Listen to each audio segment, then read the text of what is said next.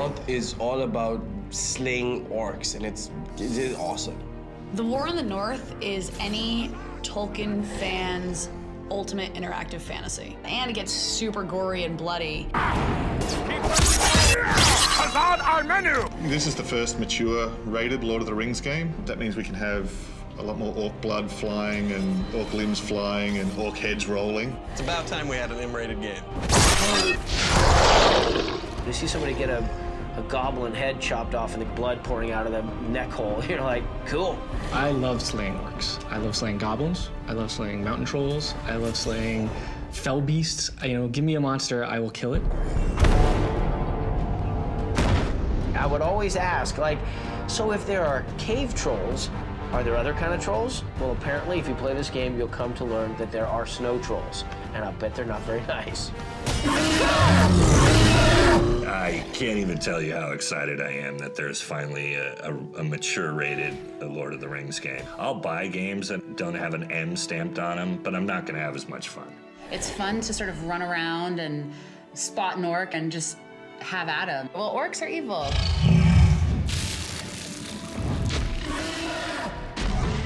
It's nice that, you know, I can get on Xbox Live and kill things with my friends. And I can be in my underwear, and they have no idea. The characters have a little gravity to them, a little weight to them, so when they get hit in the kneecap and it explodes their kneecap, you really get a sense of the tendrils and all the things that hang out of the kneecap as the character's falling. You face a ranger now! One of my favorite metal songs called Destroy the Orcs by 3 Inches of Blood, and I would just put that song on and let the orc bodies pile up around you.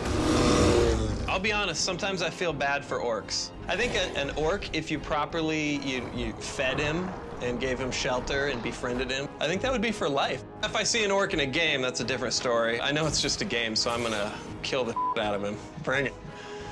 Those orcs. I think if you're an adult, you should have the option to play whatever type of game you should play. If you're dealing with a game based around war, and that's what you're into, and you've paid for the game, then maybe you should be getting what you expect. War is an important theme in the books, and Tolkien never really shied away from the brutality of war. It's not really that we wanted to do, you know, gratuitous violence for the sake of it. It's that as the books are written, the violence is realistically depicted, and it's nasty and brutal and intense. Tolkien's life was really marked by both of the world wars.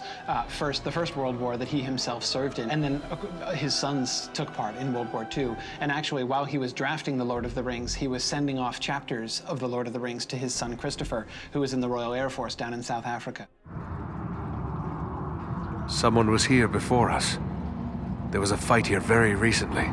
The bodies, they're dwarves. I think War in the North appeals to a couple different types of gamers. I think it appeals to the guy that just wants to hack and slash his way through an adventure. It appeals to a guy who wants to have a little bit of a role-playing experience. An action role-playing game is one where you build your character for the purpose of making them a good fighter. It's really a game that's bringing together two genres. In terms of the role-playing elements of the game, I mean, the studio that's making it, Snowblind, has a more than 10-year heritage of making fantastic role-playing games. It's very fast, it's very aggressive.